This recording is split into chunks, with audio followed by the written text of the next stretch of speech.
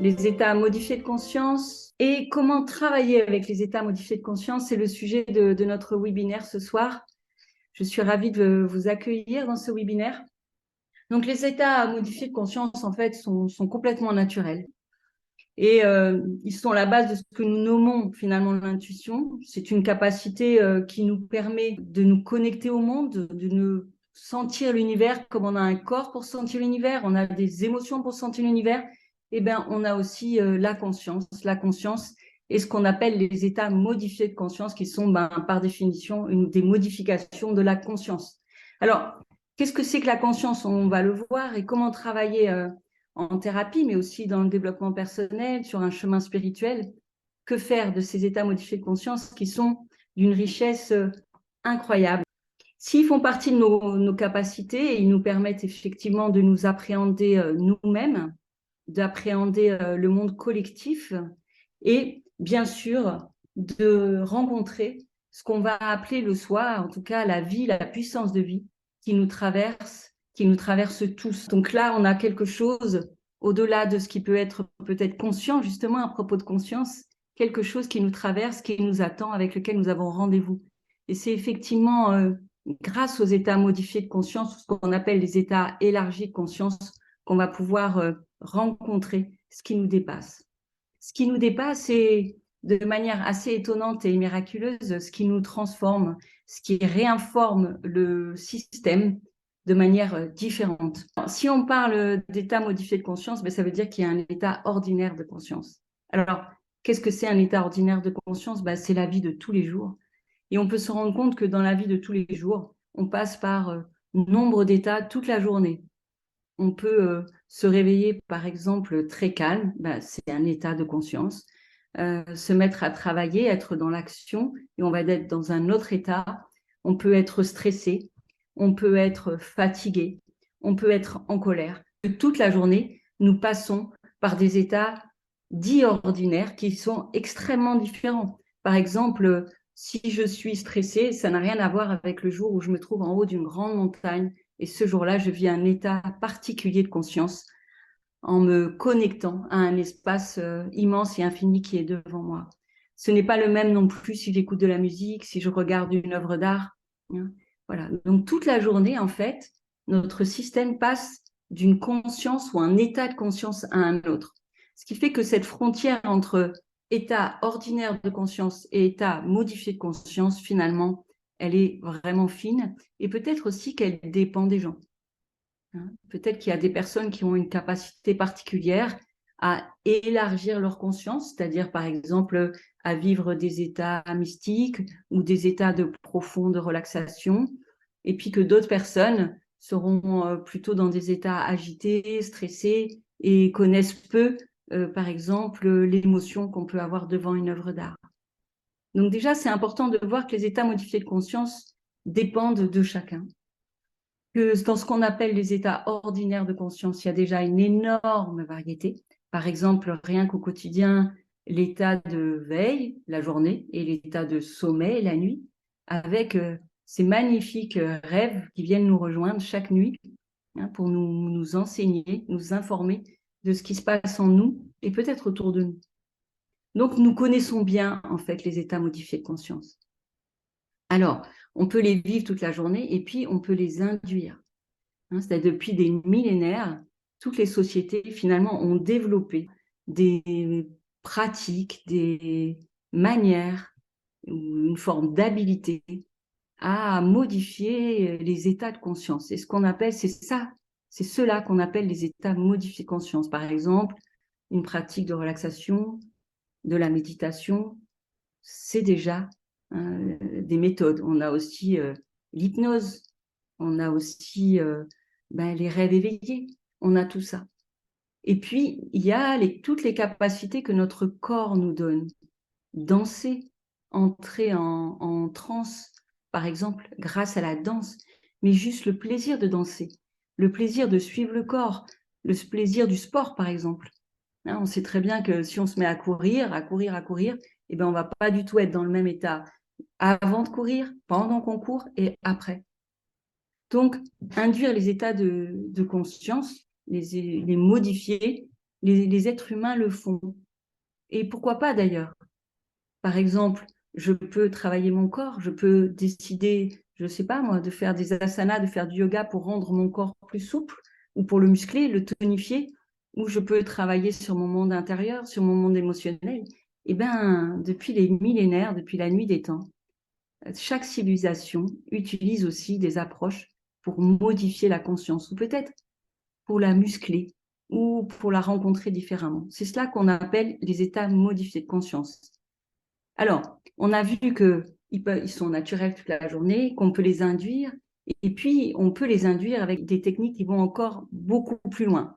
Par exemple, la respiration holotropique, ou en utilisant des psychotropes, ou certaines pratiques de transe mystique, hein, ou tout ce qui vont provoquer toute la connexion avec Dieu, la répétition du mantra, les chants, hein, il y a toutes sortes de méthodes.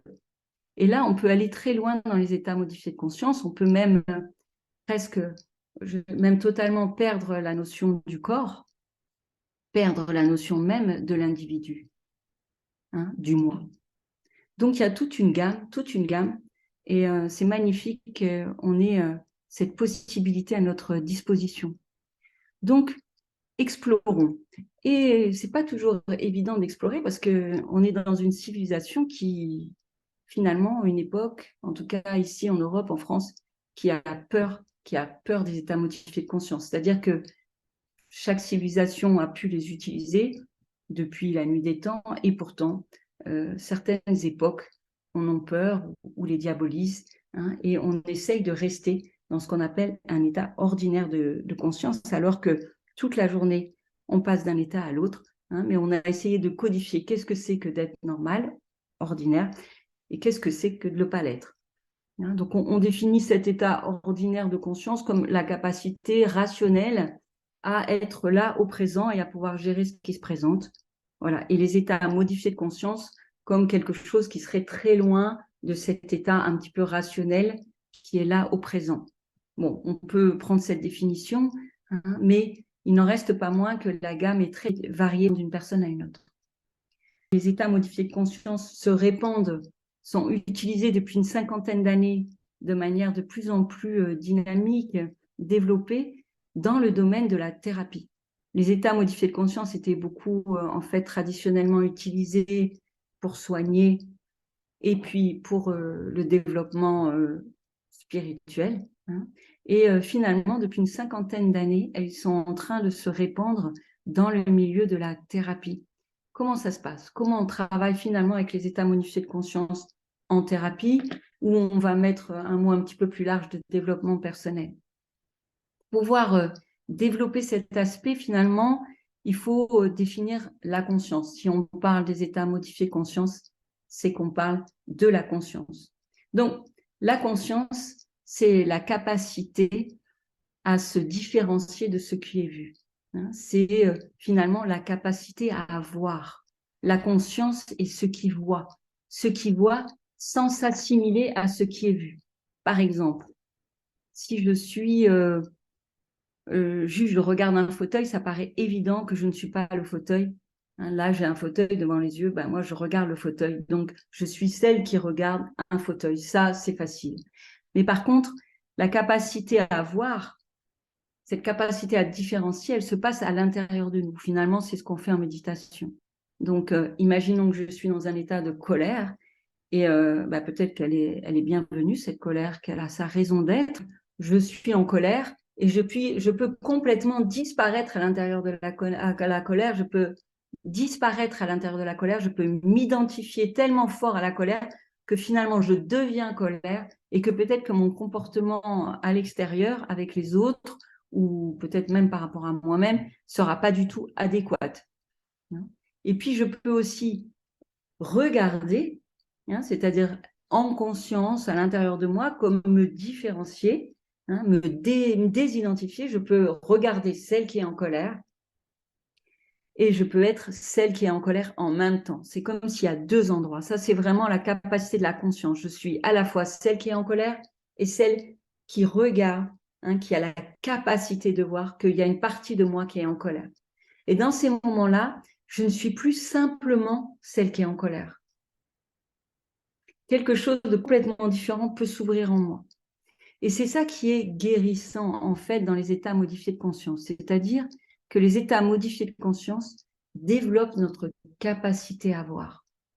En soi, la méditation, déjà depuis des millénaires, est extrêmement guérissante. Je regarde ce qui se passe en moi.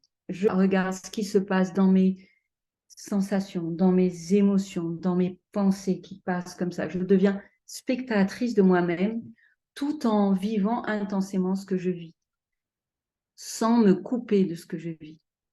Ça, c'est le magnifique cadeau de la conscience. Et c'est ce que développent les états modifiés de conscience. On verra ensuite pourquoi. Mais pour comprendre leur valeur, c'est vraiment important de sentir ce que fait la conscience, en fait, c'est-à-dire cette capacité à regarder, à regarder. Je ne suis pas que ça. Je ne suis pas que celle qui est en colère. Je suis aussi celle qui regarde celle qui est en colère.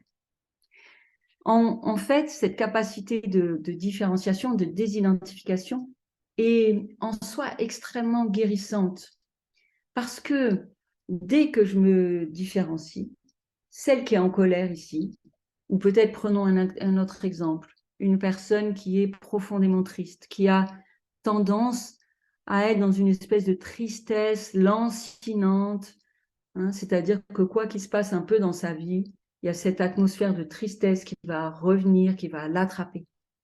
Eh bien, le jour où elle peut voir celle qui est dans cette tristesse lancinante, déjà, elle va pouvoir descendre à l'intérieur de cette tristesse sans disparaître avec elle dans un trou noir. Donc, elle va pouvoir descendre en étant là, hein, en étant présente, en accompagnant ce mouvement de descente. Parce que pourquoi est-ce qu'il y a une tristesse lancinante au fond de cette personne? Ou pourquoi il y a une rage peut-être? Ou pourquoi il y a des anxiétés terribles avec parfois des énormes problèmes de sommeil?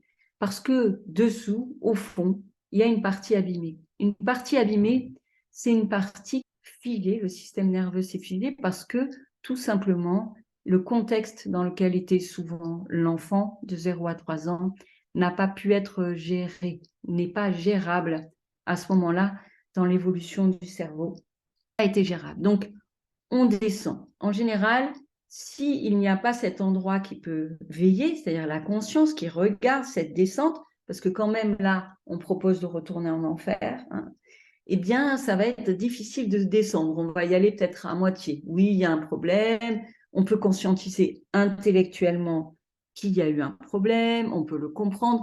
Mais par contre, on n'est pas allé tout au fond chercher peut-être une petite fille, hein, qui a vécu quelque chose d'ingérable et qui a pu créer cette espèce de tristesse terrible, hein, qui vient maintenant teinter toute la vie de l'adulte.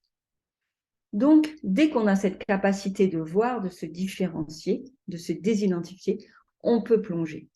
On peut plonger sans se perdre. On peut plonger sans disparaître. Voilà. Et on peut faire tout le travail de transformation dont a besoin cette partie qui a été en souffrance. C'est comme ça qu'on travaille les chocs post-traumatiques.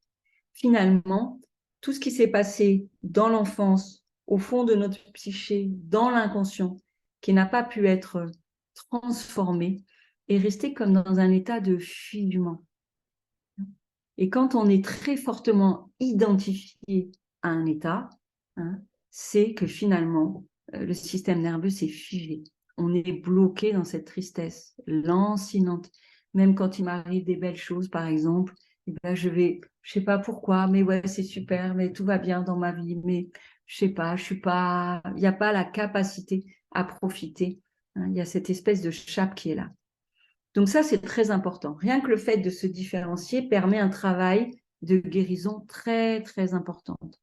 Mais surtout, ce qui va se passer dans la différenciation, hein, c'est que je reviens à moi-même.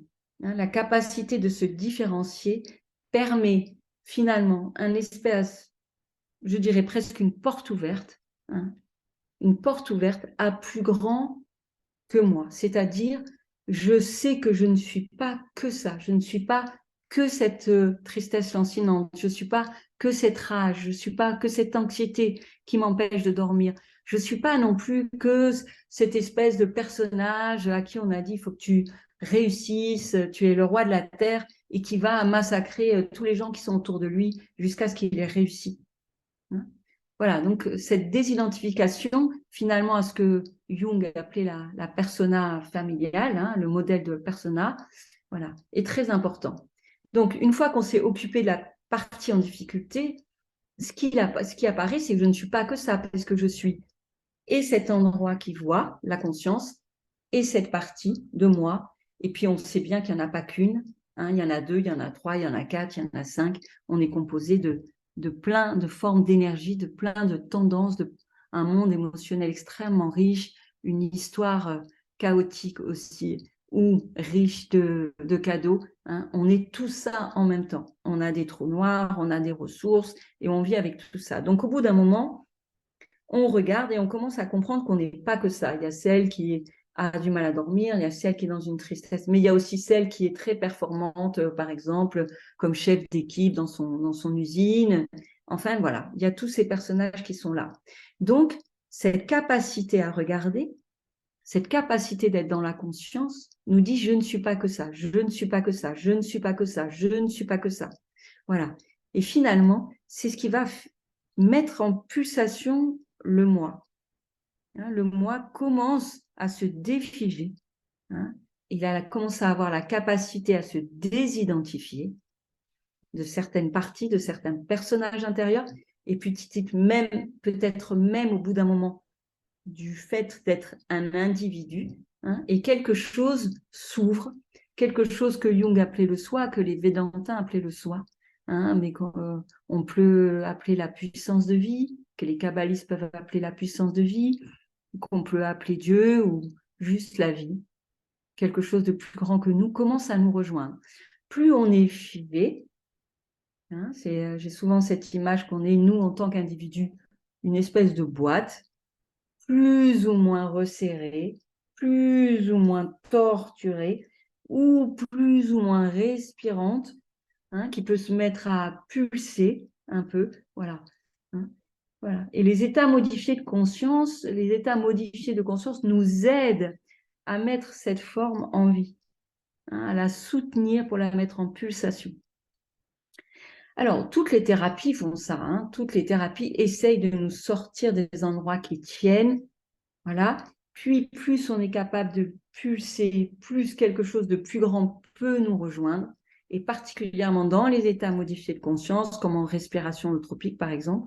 C'est comme si le moi s'élargissait, la boîte s'élargit un peu plus grand qu'à l'habitude, et à ce moment-là, descend une information à l'intérieur de nous qui vient nous traverser et qui nous aide finalement à faire des mises à jour. C'est comme si la psyché, conscient, inconscient, mélangé, hein, avait besoin d'évoluer.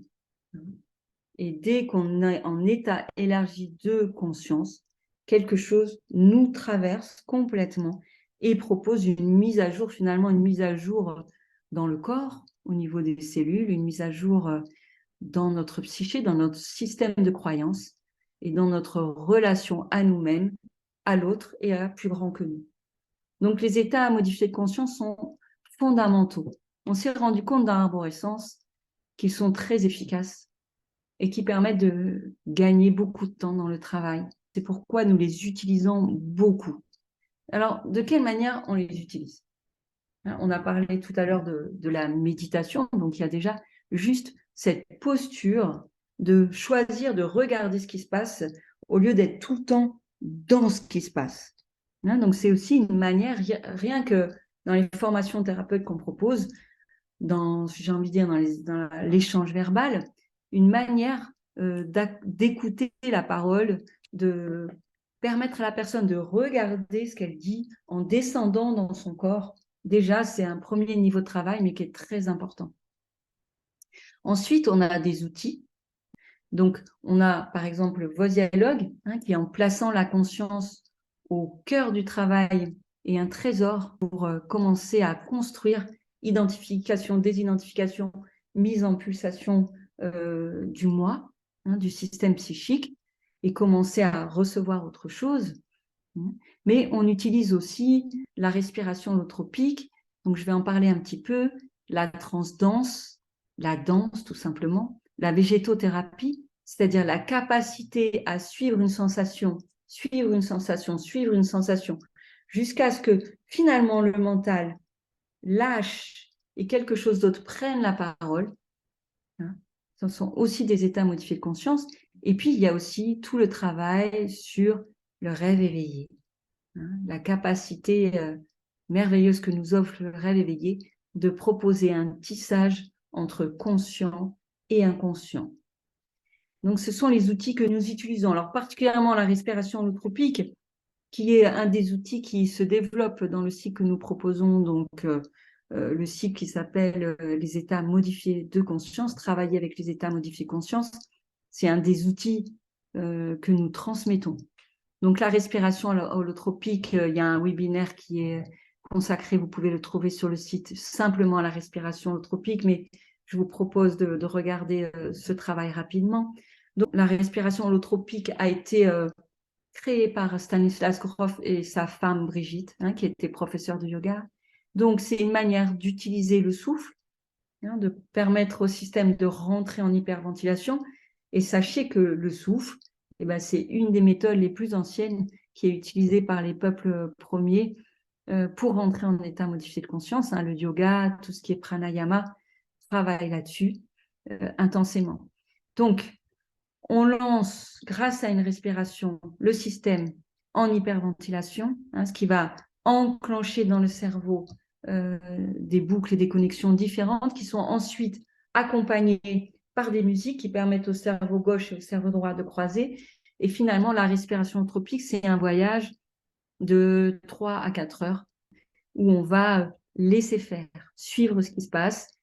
On va rencontrer des expériences énergétiques et corporelles très puissantes. On va pouvoir travailler sur son histoire, on va pouvoir traverser tous les mondes de la naissance, les mondes de la mort, les mondes invisibles, recevoir des initiations sur comment ça fonctionne et bien sûr recevoir des initiations et des enseignements spirituels. Alors, quelques mots maintenant sur ce que nous proposons dans ce cycle. Le cycle des états modifiés de conscience, une première partie, c'est de pouvoir les vivre intensément. On est soi-même notre premier patient. Donc, il est important de pouvoir expérimenter, mais ça, c'est une particularité qui est très forte dans l'arborescence. Tout ce que nous proposons, les apprenants l'expérimentent intensément. Donc, le vivre. Dans ce cycle, bien sûr, il y aura la respiration holotropique, il y aura du rêve éveillé, il y aura aussi comment apprendre à travailler avec le corps. Travailler avec le corps, c'est fondamental. C'est lui qui nous guide dans le travail avec les états modifiés de conscience. C'est lui qui reçoit l'essentiel des mises à jour. Donc, pouvoir suivre le corps, partir en état modifié de conscience, même sans musique, sans souffle, juste par l'écoute et la capacité à descendre dans le ressenti, c'est une chose que nous allons développer dans la formation sur les états modifiés de conscience. Et puis, il y a toute une partie sur les rêves éveillés, comment travailler avec les rêves éveillés. Il y a aussi tout ce qui est la danse, la transdanse et le travail avec les instruments. On sait que les bols, le tambour, dans bien des traditions, permet d'induire les états modifiés de conscience. Donc, il y a tout le travail aussi avec les sons. On va commencer à apprendre à les induire. Donc, les apprenants vont d'abord recevoir, vivre les états modifiés de conscience, puis apprendre à les induire, apprendre à les accompagner chez les autres. Et ce qui sera particulièrement développé, c'est la respiration holotropique et la transdanse dans cette formation. En plus du travail sur le corps et une approche des rêves éveillés. Alors, nous, ce que nous pensons, c'est que les états modifiés de conscience, on peut bien sûr les utiliser en cabinet, en individuel. On travaille beaucoup, il y a même un cycle sur le travail avec les rêves éveillés, par exemple. Donc ça, c'est plutôt réservé au travail individuel. Mais il y a aussi tout le travail avec le groupe. C'est-à-dire qu'en état modifié de conscience, c'est très fort. Le support du groupe est très puissant parce que les boîtes s'élargissent et finalement, les différents systèmes, hein, dans l'inconscient en tout cas, viennent se rencontrer, se croiser. Le travail que fait le voisin vient stimuler son propre travail, nourrir ou parfois percuter, etc. Ça dépend. Hein. En tout cas, ce que je remarque, c'est que les états modifiés de conscience travaillés en groupe sont extrêmement puissants. Donc, sur le cycle des états modifiés de conscience, il y a toute une approche sur le groupe, la dynamique de groupe, comment travailler avec un groupe. Et ça, c'est vraiment très important. Comment suivre le processus d'un groupe. Voilà ce cycle que nous proposons dans Arborescent. Alors, j'aimerais continuer cette petite présentation en parlant de la dimension spirituelle des états modifiés de conscience. Ultimement, la rencontre avec les états modifiés de conscience, c'est la rencontre avec le soi, c'est la rencontre avec cette immense dimension hein, qui est à la base de toute vie. Aujourd'hui, on sait qu'il y a une très grande question existentielle, il y a une grande perte du sens. La religion là, est très questionnée, remise en question par beaucoup de personnes. Et du coup, il y a un vide. Il y a un vide. Et peut-être que ce vide correspond au besoin de pouvoir expérimenter soi-même cette présence incroyable qui vient nous rejoindre justement quand on utilise les états modifiés de conscience. Donc, les états modifiés de conscience, finalement, ouvrent un chemin spirituel. Ultimement, c'est un chemin spirituel. Et on voit à quel point, sur nos terres, dans ce monde occidental, elle se développe. Il y a eu cette vague dans les années 50 à 70, bon, avec l'arrivée du LSD, etc., qui a été étouffée, hein, qui a, à ce moment-là, a pris des formes qui mettaient peut-être en danger le système établi. Mais en tout cas, elles reviennent. Elles reviennent.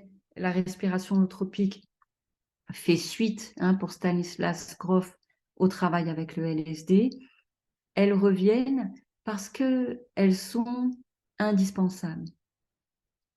C'est pas pour rien que depuis la nuit des temps, elles ont été cultivées, utilisées. Et que si on se limite à ce qu'on appelle le monde ordinaire, si on se limite au monde du moi, quelque chose s'assèche en nous, dans notre société, et il commence à y avoir une espèce d'errance. Hein, il y a plein de jeunes perdus qui cherchent le sens, qui cherchent qu'est-ce que c'est qu'exister, et qui ont plus de repères spirituels, qui confondent d'ailleurs tout ce qui peut se passer dans le monde invisible, les formes invisibles, voilà, les formes, on va dire, énergétiques qui sont là autour de nous avec le chemin spirituel.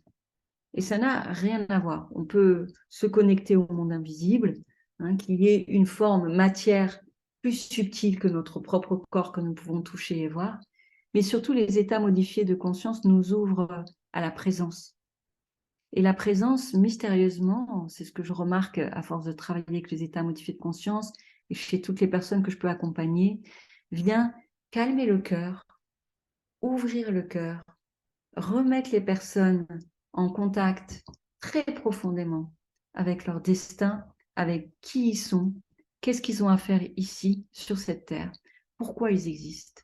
Et quand une personne a retrouvé le sens de sa vie, une énergie incroyable se dégage d'elle et mystérieusement, l'énergie est là, le cœur est ouvert, quelque chose s'ouvre dans le cœur, les relations sont beaucoup plus simples. Donc, il me semble que nous avons tout intérêt collectivement à retrouver les états modifiés de conscience, à les développer dans notre société occidentale. Hein. C'est pas pour rien qu'il y a maintenant de nombreux centres de recherche, hein, que les neurosciences se passionnent pour les états modifiés de conscience, qu'on commence à regarder comment fonctionne ce cerveau. Voilà, on a un rendez-vous. Et dans Arborescence, eh bien, nous essayons d'être au rendez-vous pour les avoir expérimentés. Nous remercions cette capacité que nous a donnée la vie à pouvoir être conscient, prendre conscience de notre propre conscience. C'est vraiment l'homo sapiens qui est là au rendez-vous. Donc, merci aux états modifiés de conscience, merci à tous les outils qui nous permettent de grandir, de mûrir tous ensemble. Voilà pour cette petite présentation sur les états modifiés de conscience et comment on travaille en thérapie avec les états modifiés de conscience. Donc, vous avez vu, il y a des outils, mais au-delà d'une question, la question des outils, c'est vraiment un principe de travail. Un principe de travail qui dit le moi en soi n'est qu'une partie de la vie. Et si je peux le mettre en pulsation et m'ouvrir, je reçois une information qui aide considérablement l'évolution de l'espèce et de notre propre chemin. Soutient, réinforme, renourrit, guérit le moi. Et c'est un immense cadeau que nous avons là. Alors, cultivons-le.